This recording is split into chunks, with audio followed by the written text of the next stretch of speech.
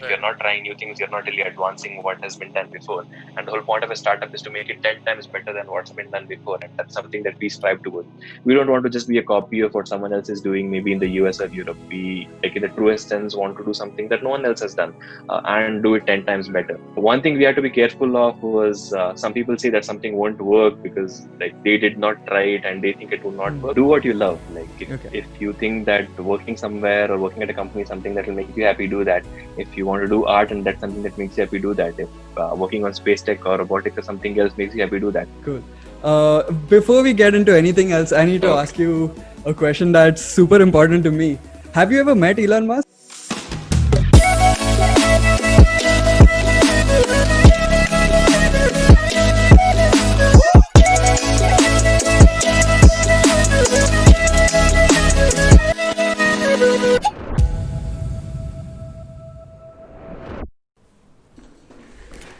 Hey guys, welcome back to Don't Follow the Leader.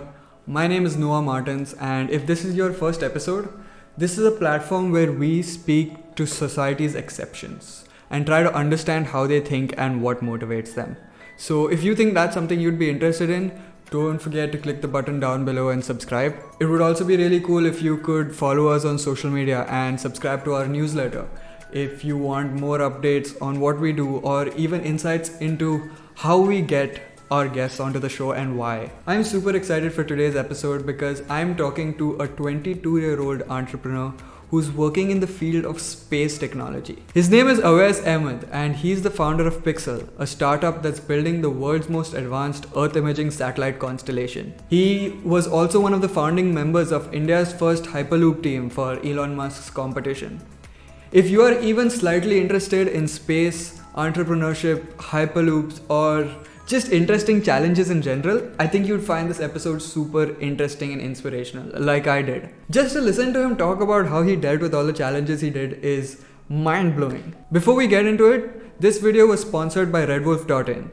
You can use the promo code RWBits15 to get a flat 15% discount on all Red Wolf merch. I hope you'll stick around till the end. See you on the other side. Before we get into anything else, I need to ask you a question that's super important to me.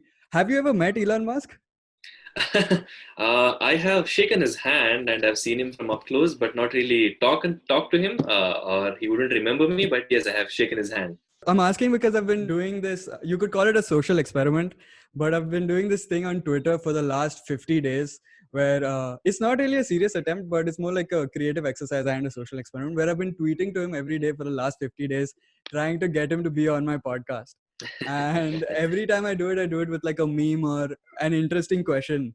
And that helps me with these also. Like I come up with new ideas to ask my guest questions. So it's because this is about understanding your mentality. If you had to do that, if you had to get Elon Musk, if you had to, other than through Hyperloop, if you had to get Elon Musk to be on a podcast, how would you do it?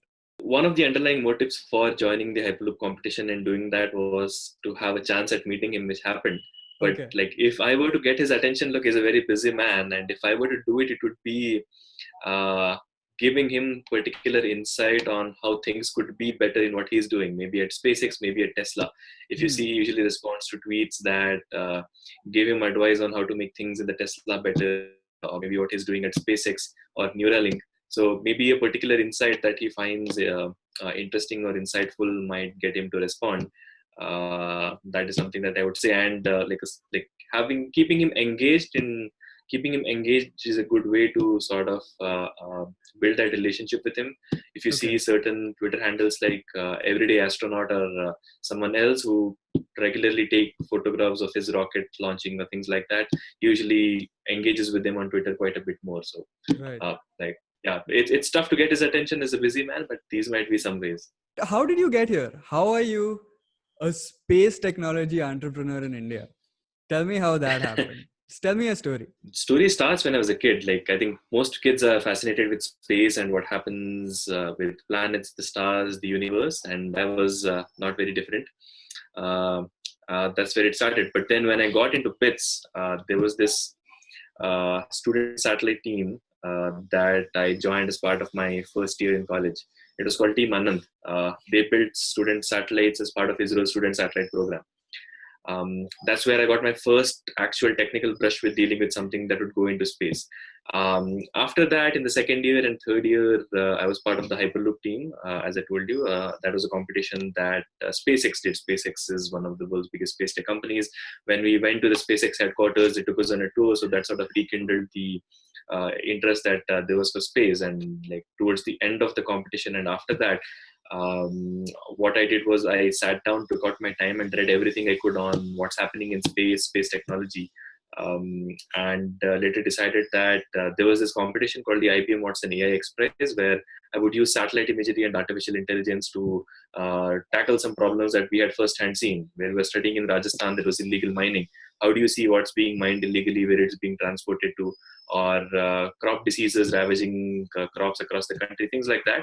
But that's where we stumbled upon an opportunity. There was an opportunity to provide a much better type of data set. There was an opportunity to provide cheaper data set and much more frequently from your own satellites. So three things sort of converged there. One is the interest for space tech that I had. The second was there's an opportunity here, that a business problem that could be solved.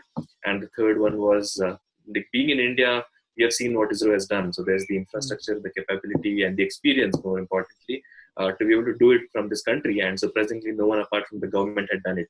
So these three converged, and I decided that like there's no risk to starting it now. Like we have done the Hyperloop, we can now build satellites. In fact, in hindsight, building satellites looked simpler than building a Hyperloop pod. We later found that not to be true, but like it got us started, and that's sort of where we are. Since then, it's been working towards Pixxel. Yeah.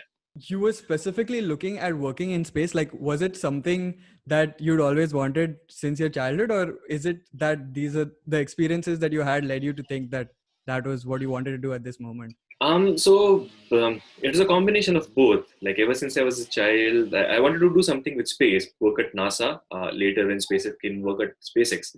Okay. But I couldn't do either of that because usually they only take US nationals or US residents. Yeah. So that was out of the picture. And then the other thing is, like participating in competitions like the Hyperloop competition or being part of the student satellite team rekindled that thing.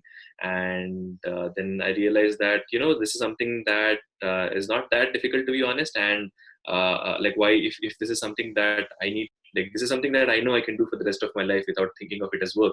And like, why not take that risk and just plunge into it? That's sort of how it came to being. So I think like one thing is that innate desire to work in something space tech related. It's like it's cool and it's something that I have fun doing. The second thing is like the opportunities and the other things sort of converge towards that. So like I think I was lucky in that way. Talk to me about Hyperloop. What was the process like deciding to do it, and how did you how did you teach yourself how to build a Hyperloop? It was, I think, the second semester of my first year. I walk into the room of my senior at college, and he has a roommate. His roommate is writing something on the whiteboard. And I look at the whiteboard and I realized that this is the Hyperloop concept that Elon Musk had proposed, and I got into talking. So that person was Sibeshkar. He was the founder of Hyperloop India.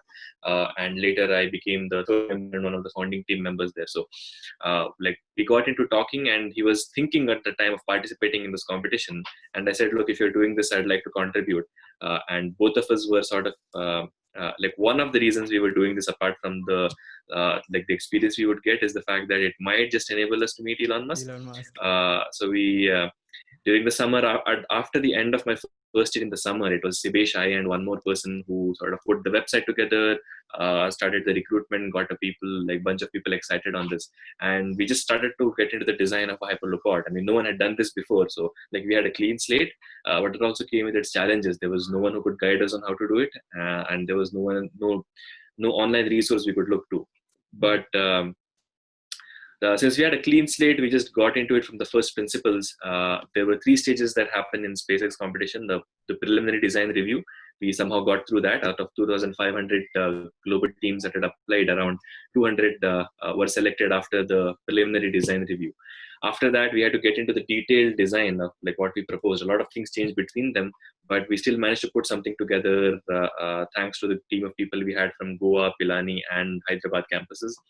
And to our like pleasant surprise, we were one of the 24 finalists selected after that round to say, yes, your design passes these criteria. Now you are eligible to build the pod that you have designed and bring it to Los Angeles at our headquarters and have a run at it at our vacuum tube that was there. So they have a 1 mile long vacuum tube right beside their headquarters. Once we were not expecting to get through that, but we did. Then the challenges sort of started.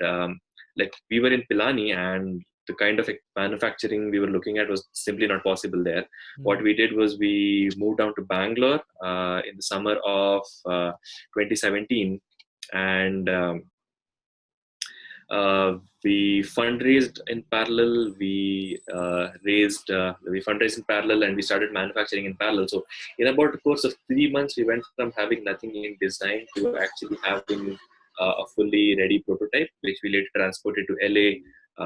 Went through the myriad of tests that SpaceX had, and presented to Elon Musk and the other SpaceX engineers. So we had no clue how to go about manufacturing, even though we had designed it. I was personally responsible for something like the levitation system that was there, which included handling very strong magnets, which could have crushed your fingers if you were not careful.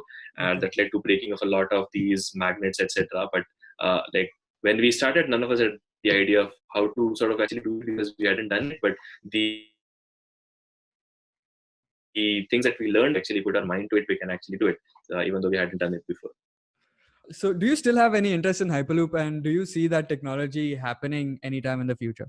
I do have a particular love or affection for the technology because I've worked on it. And it's a fairly cool technology. It's a fairly cool concept. And if it actually works, then it could change the landscape of how public transportation actually occurs, making it point to point rather than, having that last mile problem.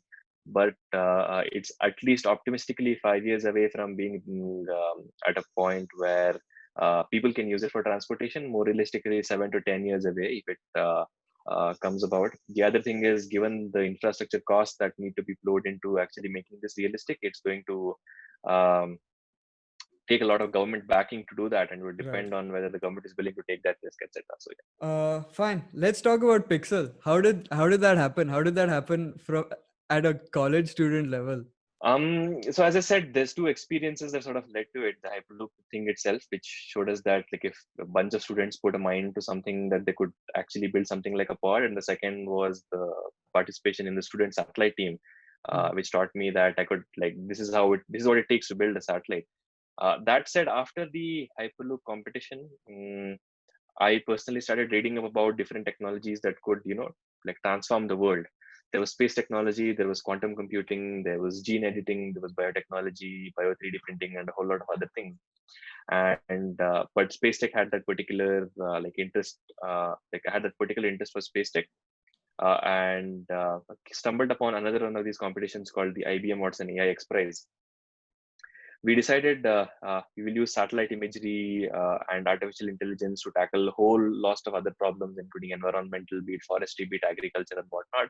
But then we ran into a much more fundamental issue, and that's when I got my co-founder also my co-founder Kshitij.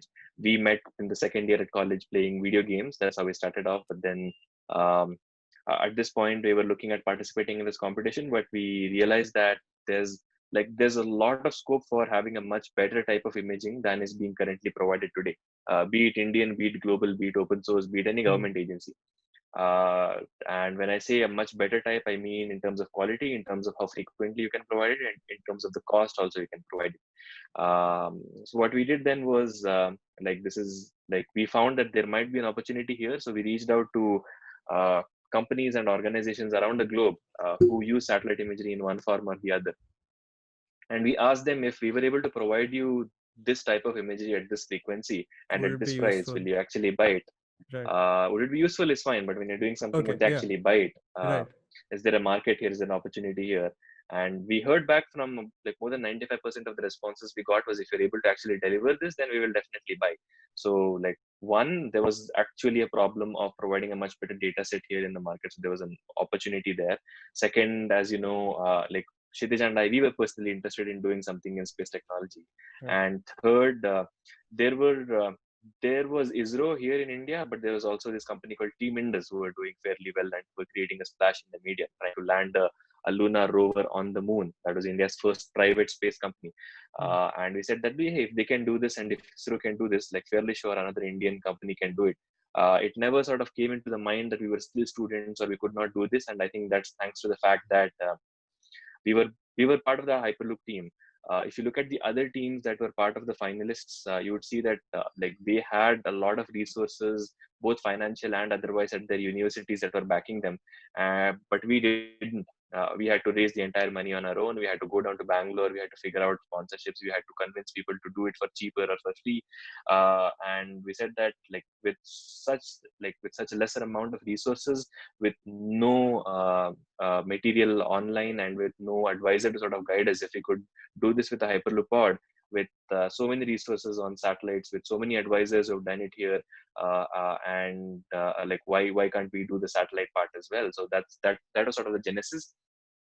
And this idea came to us like a month before the final examinations that were to occur at the end of third year. What we did then was we talked to a few of the people that we knew who were sort of like interested in doing cool stuff, and we said, hey, look, we are going down to Bangalore to be able to build a satellite. Do you want to just like come and help us out? And like around 20 people for 2 hour surprise said yeah, sure, we'll come on to Bangalore. They did that. Like they spent their own money coming down to Bangalore. Some of them left internships to come down to be able to do that. They spent their own money on accommodation and other living expenses in Bangalore. So really grateful to all those people. But like it was a motivated bunch of students, and like we had seen in Hyperloop that what a motivated bunch of students could do. And we started work, like essentially got down there, like started designing the satellite. We reached out to people who had been there and done this before. For example, like we reached out to Dr. A.S. Kiran Kumar. He was the ex-chairman or the head of the Indian Space Agency. And after a cold mail, he said, yeah, come on over to the office. So went to his office, which was the ISRO headquarters. We talked to him. He offered us to connect to a few folks in the industry. He gave us guidance, etc. So like that also sort of propelled us that like what we didn't have at Hyperloop was this advice of people who had done that and knows what not to be done. And like after that, we started designing, and we started prototyping. So I put my own savings money into this. We started prototyping whatever we could in terms of building maybe small antennas or small parts of the satellite to be able to show people and just check for it ourselves. But to be able to actually build a satellite that could go to space, we needed a lot more money than obviously we could provide from our savings. And then the semester started. We went back to college, but we still kept whatever we could going in, Bangalore and Chennai, where sort of the manufacturing was happening. Right. We found partners who had done this before for ISRO, and we said, look, your only customer till date has been ISRO. Why don't you sort of provide these components to us as well? That way, now the challenge was like, how do we get the money to do this? And that's where sort of an interesting thing happened. And that's where we tapped into the Bitsin alumni network as well. Okay. In Silicon Valley, there is this event that happens annually where all the Bitsians who are in the valley, they come together, and there was a startup pitch event, and we had applied for that, and we got selected. Okay. Now, like all the money had been put into these prototyping. There was no money to actually able to go there. But we are working with another Bitsin company called Map My India on a satellite imagery related project. Thanks to them, we were able to book a flight to San Francisco, and this was 4 days before the event. Right, 4 days before we convinced them to book the ticket. 2 days before the event, I fly out to San Francisco and pitch there. Thankfully, like these were Bitsins. They saw that a bunch of other Bitsins are trying to do something. Like a couple of them said we would be happy to invest. We used that thing to rally around, came back to India, got a bunch of other investors on board, and actually managed to put together like our first round while we were still in the final semester of our like college. And using that money, we started the manufacturing, like actual manufacturing of a satellite that would go in space and work there. This manufacturing started around the middle of last year. We are almost done with the manufacturing and testing of the first satellite. It was booked to launch in July this year. I heard that. June, July this year, but it's now gotten delayed to November. Okay. And we're working on the second, much more better version of the satellite to go after the first one as well. And the plan is like after these two satellites, we will launch 12 satellites and then 12 more to complete our constellation that can, like give us like we'll be able to see the pulse of the planet, to see how the world is changing no matter which part of the globe, and be able to provide insights to people in agriculture, whether your crop is doing fine, or people in forestry, whether there's chance of forest fires here, or whether deforestation is happening, climate change, things like that. So the plan is like to cover the earth with satellites so that we are able to see how the earth is changing like every day. Yeah, that's the journey of Pixxel. But how did you learn about satellites? Like how did you get the knowledge to make what you all were making? Um, to be frank, most of us didn't know anything about building satellites when we started. Yeah. I had a brief inkling of what goes into it thanks to the stint at the student satellite team, Yeah. but most of it was just the internet. Like Okay. I think the internet is an amazing tool. This would not Yeah. have been possible Yeah. even 10 or 15 years ago. Like we would have had to go to a library to be able to take these huge tomes of books and search Yeah. for the relevant things that you would need. You would not have been able to look at the cutting edge advances that have had that we have incorporated. Hmm. But the internet just makes it all easier. Like at the like you can just open your laptop or your tablet and you're able to search and identify things. But also through Twitter or LinkedIn, you're able to reach out to the relevant people who have been in the industry, have done this before, who can help save you the time by telling you this is something that will work, this is something that will not work. So those two things, I think, like we just opened the internet, whatever we could read, and like that's something that we had learned from Hyperloop as well. And the second is just talking to as many experts in the field as possible who will tell you that this is Right. something that worked, something that didn't work. One thing we had to be careful of was some people say that something won't work because like they did not try it and they think it will not Hmm. work. So we'll have to be just open and like receptive to all advice we are getting, Right. but in the end, forge like your own path. So Right. yeah, it's just the internet and like access to people that's just possible through the internet. Are there any specific courses that you'd recommend to anyone else who's interested in learning about satellites? I could not find any course as such. Okay. Okay. um, I think there's a lot of research papers and books that you can find online. Okay. Space mission design and analysis, or a whole lot of other things. If you just Google, you'll find it. But there's no singular course that will tell you that this is what it takes to Hmm. build a satellite. Right. I have, at least I haven't found that. Maybe a few MIT open courseware, like lectures that come to this topic will help, but like not in as much detail. It's just reading as much as you can on not just what has been the traditional way of building a satellite, but also the most recent advances that I've had, because like we want to be working at the cutting edge and not just repeating what someone else has done. How old are you? 22 right now. Do you feel like that made a like that has been a hindering force in any way when you go to meetings and pitch to people? It's been a disadvantage, but it's also been an advantage. The Okay. advantage is when people see that a bunch of young students are doing something so atrocious, it at least gets you a meeting. Hmm. It helps you Gets stand their out amongst the attention. hundreds of other pitches that are exactly, it gets your attention. The disadvantage is the fact that not a lot of them see you seriously. They think that, oh, there's a bunch of students, they're looking at it as a college project or a student project, and they don't know the struggles that come with building a startup. But I think one thing we have been like in the IT industry, if you see, or the computer industry or startups that come up, Hmm. there's no stigma there. No matter what your age, people can Yeah. sort of go pitch, raise money. And like it doesn't have to be any different for space tech. And like we've been Okay. lucky to find people that were open, receptive, and took us seriously, Hmm. thanks to which we were able to raise money, etc. But there are also certain people who were very dismissive of the fact that we could not even do anything, and what we like set out to achieve was actually impossible. It is dejectful at beginning, but then after a point, you like it gives you more motivation to to prove them wrong in a good sort of Hmm. way. Um, You're doing so yeah, something it's been so a cool they don't disadvantage, even but understand it. yeah, like and they come from a different mindset. So they say if it's impossible, it might have been impossible at their time, but things have Hmm. changed as well. So it's not their fault as such. But yeah, you can, it gives you that extra motivation to prove them wrong in again a good sort of way. But it's been there's disadvantages, but there's also been advantages. It gets us most meetings that we actually want to take. How many employees does Pixxel have right now? We are about 12 right now. We're going Okay. to expand to around 20 or 25 in the next few months. But right now it's about 12. Yeah. Okay. So I was listening to this other podcast with the Tinder and Bumble founder, and she Mm-hmm. was talking about how the first 10 to 15 hires are the most important because they really define the culture of the Mm-hmm. company. So, Yeah. what is your like? What do you look for in someone other than the obvious things? What do you look for in someone when you hire for Pixel? Like one thing, if I were to boil down to one thing, it would be whether this person like has the capacity to pick up new things and learn things fast, and is receptive to knowing that he can be wrong, pick up new things, and like do something.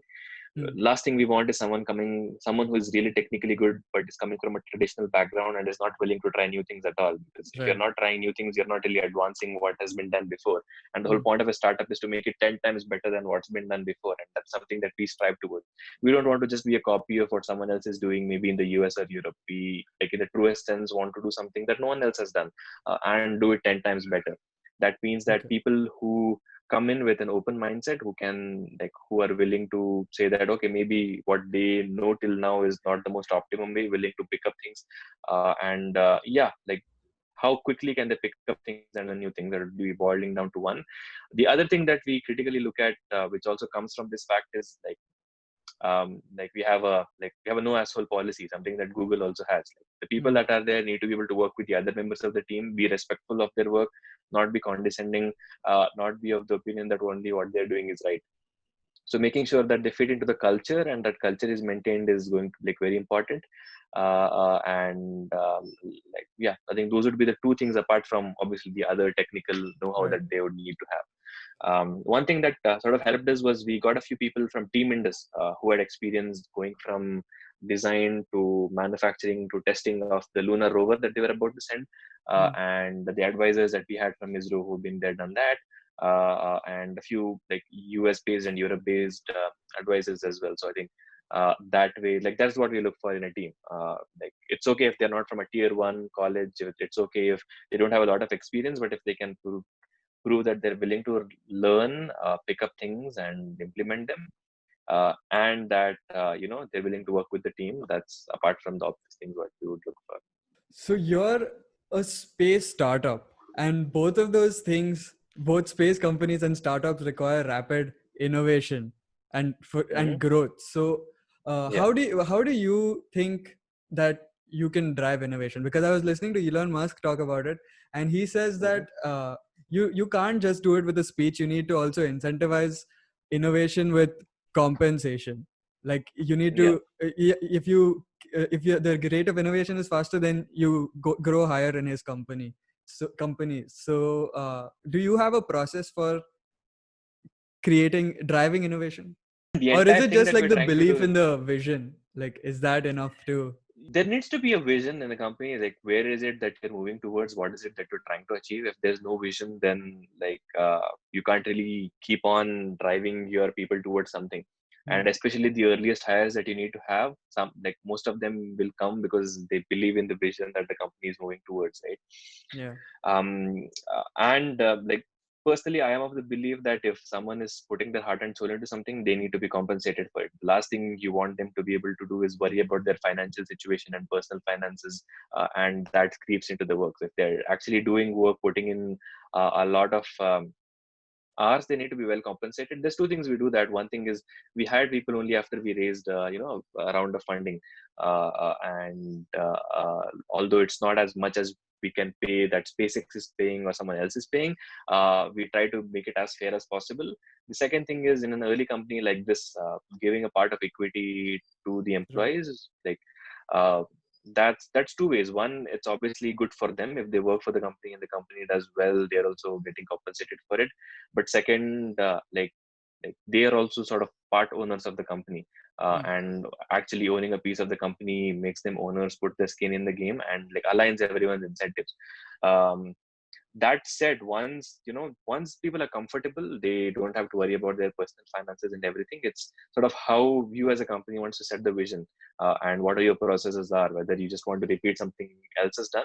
But like, I believe in a startup, everything is innovation. Like, and in like a big company that's been there for so many years needs to specifically think about innovation, and how they are continuously innovating to keep up with the times. But for a startup, if you have to survive, you need to keep innovating. You're also the CEO of Pixxel. So, Yeah. first, how did you learn to CEO? And secondly, how involved are you in engineering right now? I didn't. I believe that no one learns to be a CEO. Like, the Okay. only course that makes you ready to be a CEO is by being a CEO.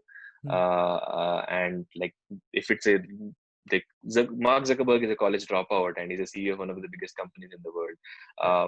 But there are also certain places where you would need an experienced CEO to come in and like right the ship. Uh, it depends on what it is exactly that you want to do. In a lot of startups, one of the founders becomes the CEO for a few years, but then once it's growing, they decide to bring in someone more experienced to sort of like manage the day-to-day running of the company and do the growth. Someone who's been a proper CEO before, or in some cases, the founder CEO himself evolves into what is needed for the company, like Mark Zuckerberg did, right?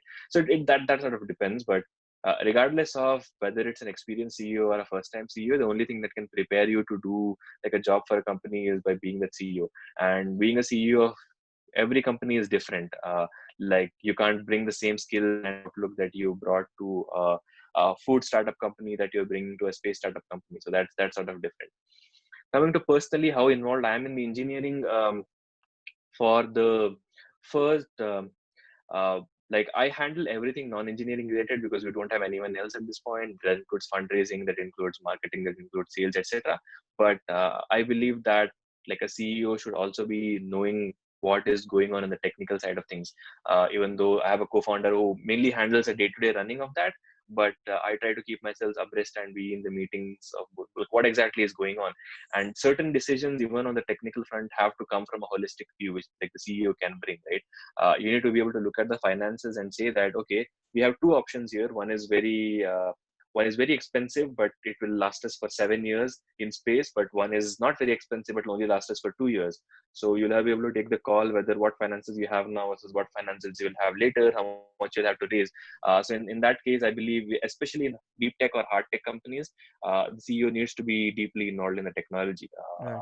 And in unless like apart from maybe a few one-off cases, unless the CEO knows what's going on the tech side, you can't really take the right calls for the company long term. What are your favorite and least favorite parts of that job, of the CEO job? The favorite part is the fact that like it sounds cliched, but like I'm not in it for the money. Like I didn't start out to start a startup. That's something that came out of what I wanted to do in life. So like the best part about this is it doesn't feel like work. It's actually feeling like you're driving part of space technology innovation that in the future will plug into the whole space ecosystem and like accelerate that. The best part is working with the smartest people in the field. Having something as lofty as launching a constellation means you attract talented, smart people. Working with Yeah. them, learning from them is another good experience day to day. Right. The worst part is, the regulatory, the compliance, the financial aspect of things, making sure you are submitting your taxes to the government Oh. and a whole lot of other things and the compliance related issues that you need to do. But like I wouldn't exchange it for anything else in the world. This is what I would want to do for the rest of the life. Like in the truest sense, I'm doing something that like I love and I don't mind doing it literally for the rest of my life. So yeah, like 95% of it is good. The 5% of Hmm. it is something that you need to be able to do to make sure you can do the rest 95%. You spoke about learning and getting feedback from your employees. Do you have a process in place for that? For your personal growth? Like, do you have a process for learning and getting feedback?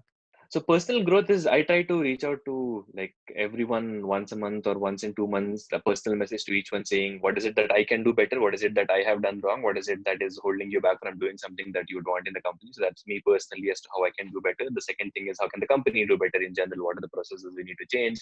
How, like, is there any bottleneck that you are facing that we would need to take care of? So that's a regular process. Every once a week, we have an all hands meeting where everyone from the team is sort of open to say, what are the two good things that happened to them that week, what are the two bad things that happened to them that week, whether they need help in any particular thing that they're struggling with, and in general any decision that's taken in the company, by no matter what, if they have any objection to that and the reasoning for that. So that way there's like a proper flat structure. Anyone can tell that the decision that you've taken is not right for the company and these are the reasons why, and we can get into the debate into that and actually evaluate whether some decision that was taken is actually right for the company or not. So I think having an all hands and creating that culture where anyone can openly talk to you about something Right. is something that we have tried to do and hopefully can sustain going ahead. As long as there is no friction between communication between any two employees, no matter who they are, and they're able to speak openly and freely and like call bullshit for bullshit and tell someone no matter how high up that what you're doing is wrong. Like we want to be able to enable that, and I think like you as a company, if you need to grow and rectify your mistakes, you need to be able to have that. Do you see the trend of people moving into the private, like people in the private sector moving into the space industry in India changing in the next few years? That's the part A of that question. And part B is, are there any misconceptions about starting a space tech company? Like, is it harder or easier than people think? Coming to the first question, just on last week Saturday, the finance minister announced Right. that they would be privatizing the space industry to private companies, which was not the case till Saturday. Hmm. Like if you were to look at the morale of the space ecosystem on Friday versus the morale of the space ecosystem on Saturday, something on that front from so top has come for the first time. So that essentially means, like, if the government is willing to back something like this, if there's if they're, like, more importantly, the words that they've said, if they're converting that into action, Yeah. that will mean that many more companies, many more people will have the confidence to start up in space in India. I don't think there's a dearth of people that are interested in space or space technology. In the last couple of years alone, there have been 8 to 10 companies in India that have come up. But if you look Hmm. at the US, thanks to the ecosystem and the government encouraging it, there are thousands of companies in space, and, like, there's no reason why that does not have to be the case in India. So in the next 3 to 5 years, there will definitely be many more companies, depending again on how the government is enabling that, how the private funding ecosystem evolves, and all that. But the number will definitely increase regardless of anything else. The misconceptions that would be here is it's not as difficult as people think, to be honest. Okay. Like, if people can start a fintech startup without having any uh, formal academic knowledge in finance can do a fintech startup. A person with no formal knowledge in space technology or a PhD in space technology can also do a space tech startup. Obviously need to surround yourself with people who have certain domain expertise, but, like, that is in no way a hindrance or a limiting factor to starting a space tech company. And yeah, yeah, I think, like, it does not have to be only hardware in space, and it does not have to be someone with a PhD or, like, domain knowledge in this space. If you have the willingness to learn, if you're able to Right. open up the internet and want to learn, I think anyone can start a space tech company. Like, I draw this analogy or parallel between where the space tech industry is now, versus where the uh, IT industry or the computer industry was in the Hmm. 1980s, 1970s, 1980s. Apple, Microsoft, Steve Jobs, Bill Gates, both of them are dropouts. They didn't have Right. any academic formal knowledge in building software or building computers, but both of them have built, trillion-dollar companies today. SpaceX is sort of at the same stage. Like, bunch of students like us can start out of a garage, and, like, anyone else can sort of do the same as long as they have the will to see it through. Does Saturday's announcement make any different? Like, was it beneficial to y'all in any way? The announcement itself was not beneficial, but it was a big morale booster. Okay. The What will be beneficial would be if there are actions taken from the announcement Right. on Saturday. Yeah. But no, I think it's a great first step. Something like this coming from the finance minister for the first time is a Hmm. big step. And ISRO acknowledged that, saying that given there is a mandate from above, we will try to incorporate that and open up to the private industries. Now, it all depends on execution, like whether there is a clear policy framework that they will bring up, whether it's actually a level playing field between ISRO and private companies, or will there be favoritism for ISRO? Hmm. Because ISRO is still a commercial player, right? No matter what they Right. have done, so they're competing with anyone else who's doing rockets or anyone else doing satellites. Right. So yeah, it's a great first step, but it all depends on execution. I've heard you say in the past that ISRO is a virtual monopoly, and that's what makes it like harder for space companies to operate in India. How did y'all get uh, past those blockades with your company? So ISRO is a virtual monopoly because of the fact that until now nothing from, like, the top had come, like, or the mandate was to, like, privatize it. Hmm. The thinking was that ISRO as a space agency has been doing great till now, and like, let's keep it that way. Let's not change the status Right. quo. If they're doing it, why just open it to the private industries and increase the risk, etc., etc. Hmm. Um, the one, like, and there are both kinds of people at ISRO: people who want to keep it at status quo, but there are also people who are very encouraging towards private industries and would want to see them grow, and all that. Okay. That way, like, look, we there's certain blockades. For example, if you're booking a launch as an Indian company, we have to pay 18% extra thanks to the GST compared to a foreign company booking the same launch Okay. on an Indian launch vehicle, right? That doesn't make Okay. sense since you're an Indian Yeah. trying to launch from India. But, like, one way we got about that is, like, we can build a satellite. Nothing stopping us from building a satellite. Yeah, it's essentially a computer that's going to go up in space and do something. But to be able to launch that, like we don't necessarily have to go with ISRO. We are launching, for example, with the Russian Space Agency. We could have launched with SpaceX or Rocket Lab or anyone else. So nothing stopping us from doing that. One issue that comes up is to launch satellites, you need certain licenses before you can do that. And that you would need to interface with your national government or a government agency to do that. And that is not clear today, which means you would have to directly engage with maybe the international agency that coordinates it or look at other ways to do that. So there's still a lot of way to go, but like as a satellite company, it's easier because nothing's stopping us from building a satellite. But as for a rocket company, building a rocket is considered, like the same technology that can be used to build a rocket can be used to build missiles. So there's more of a regulation risk there, etc. So that like if that is made clear in the policy, then things will definitely take off.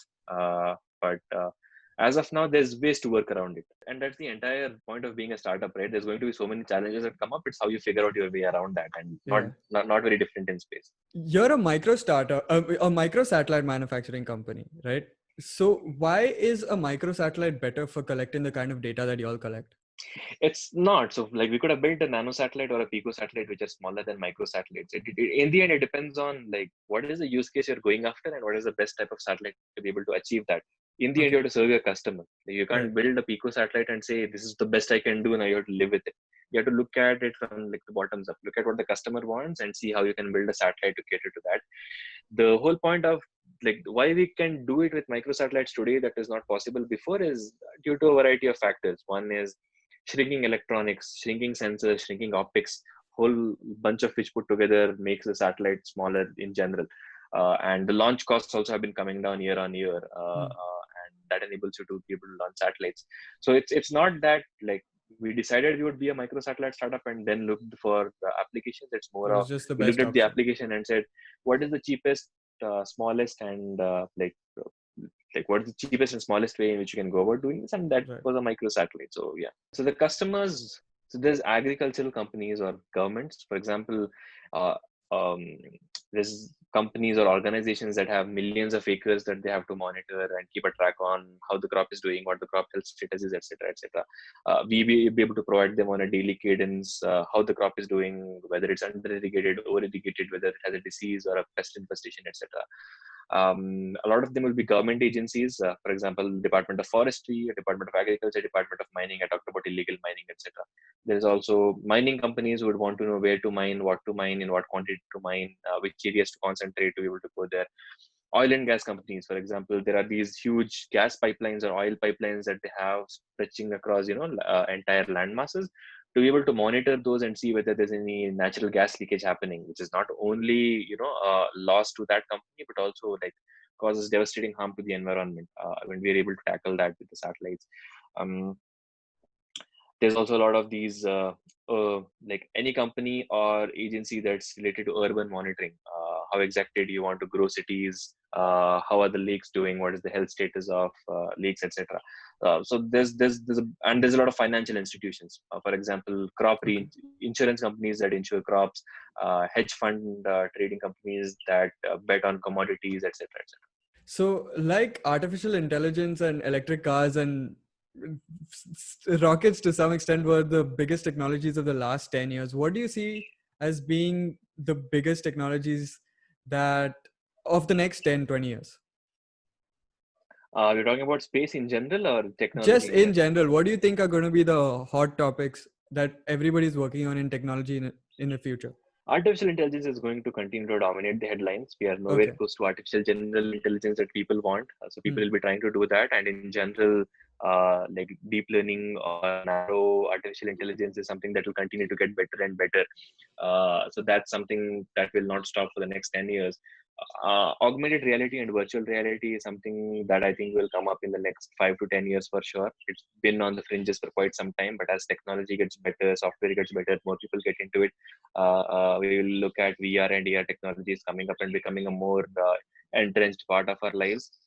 A lot will happen in biotechnology, be it bio 3D printing or be it gene editing or genomics, and in general use of artificial intelligence in the medical community. So like there's a saying, the previous $1 trillion industry was created using the computer code. The next $1 trillion industry will be created using the human genetic code. So a lot of things in the biotechnology space, be it bio 3D printing, artificial meat, or in general gene editing, etc. Like that's going to take up a lot of our time, especially now given COVID, etc. You will need to find faster ways to be able to find vaccines, things like that. So biotechnology is definitely primed for takeoff. Space technology, definitely. Like we're still at the very beginning stages of what the space industry could do. And maybe a couple more things. Like one would be quantum computing. Quantum computing is still in the fringes. It will not get into the mainstream, I don't think, but at least in terms of replacing certain supercomputers somewhere or doing large scale computations, quantum computing is going to take off. Like the Indian government recently put billions of dollars into a 7 to 10 year project in this year's budget. Okay. And I think robotics is like nanorobotics and in general robotics will take a more entrenched role in our lives. For example, we are already seeing Roomba robots trying to clean, etc. But we'll see more and more of those get involved in the daily day-to-day life. Okay, I'll close with the last three questions. The Sure. first one is, are there any podcasts or books that you really like and recommend often? I don't listen to a lot of podcasts, but I think Books then. Naval has a really good podcast. Okay. They're short. You don't need to spend a lot of time on that. And Okay. he in general gives a lot of good advice, as well as there's this person called Lex Friedman from MIT who does really good podcasts. He has had Elon Musk before. He has other AI experts. I think like that those would be the couple that I would recommend. Books. I am a big fan of science fiction books. One, because you take a look at them and see how the world could be, right? There's a lot of dystopian novels, yes, but then in terms of technology, how that can be made better, and it gives you like most of us entrenched in our daily lives, we don't necessarily get out of that narrow mindset.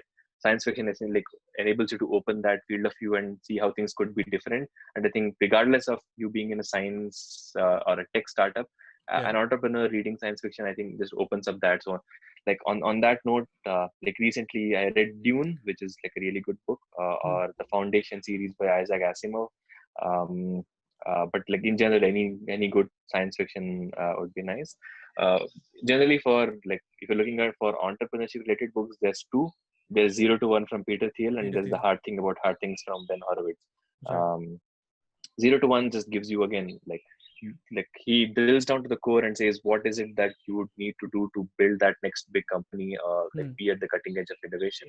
And the hard thing about hard things is like a lot of things in startups are hard, and like he just gives you like no bullshit advice on how to sort of go about things from his own experience.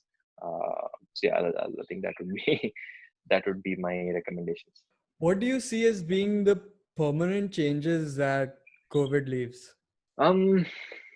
I think one permanent change that I think it would leave is people will realize that it's not necessary to meet in person to close deals or be able to do something. Earlier, closing sales or signing contracts need to happen in person, and I think this is something that they'll realize that it doesn't necessarily need to happen. So unnecessary travel will be cut down.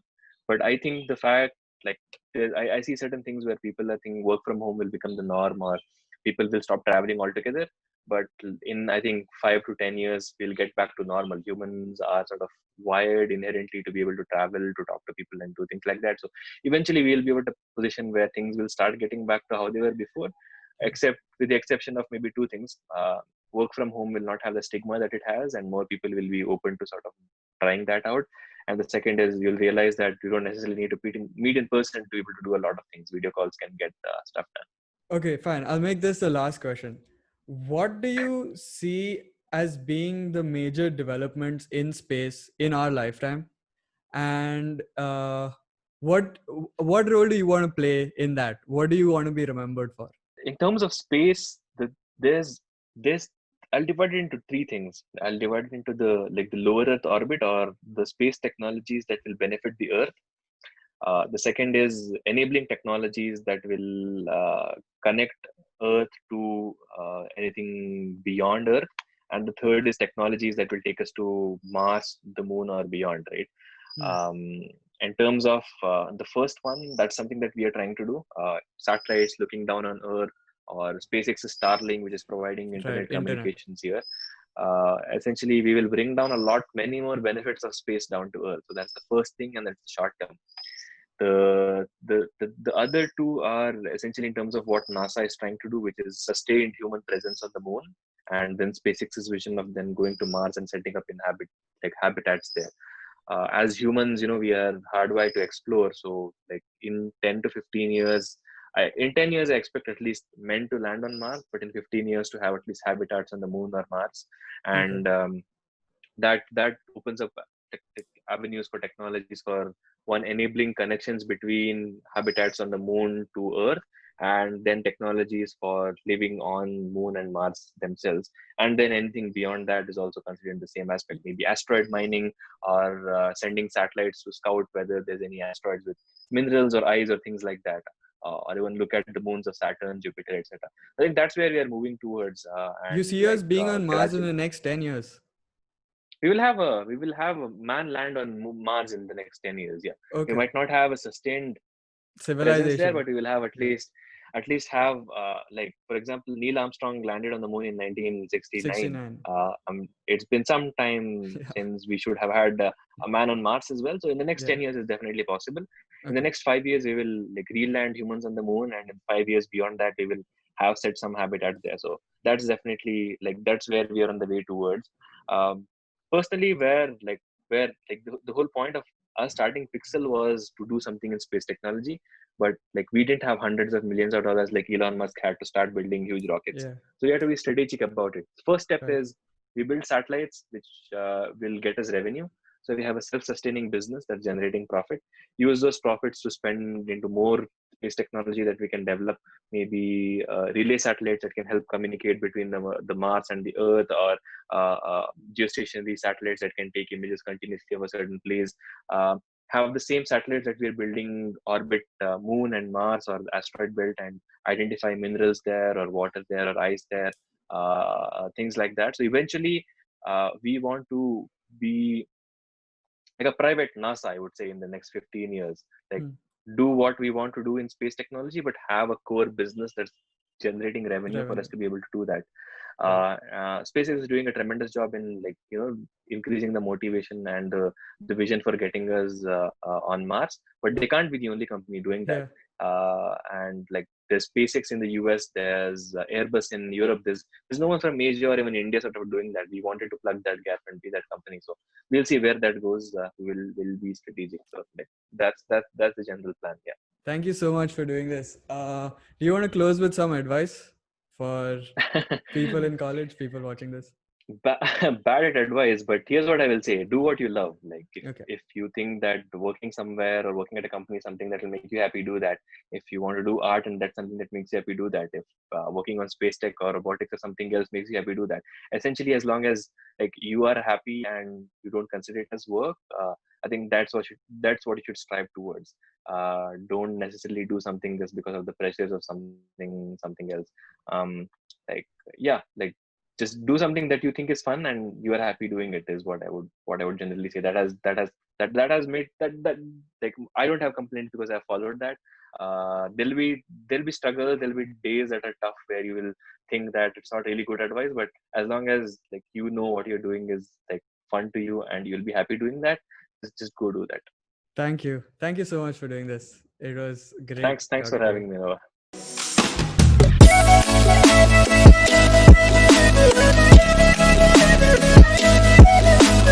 Thank you so much for staying till the end of this episode. If you liked it, don't forget to like, share and subscribe, and share this with all of your friends.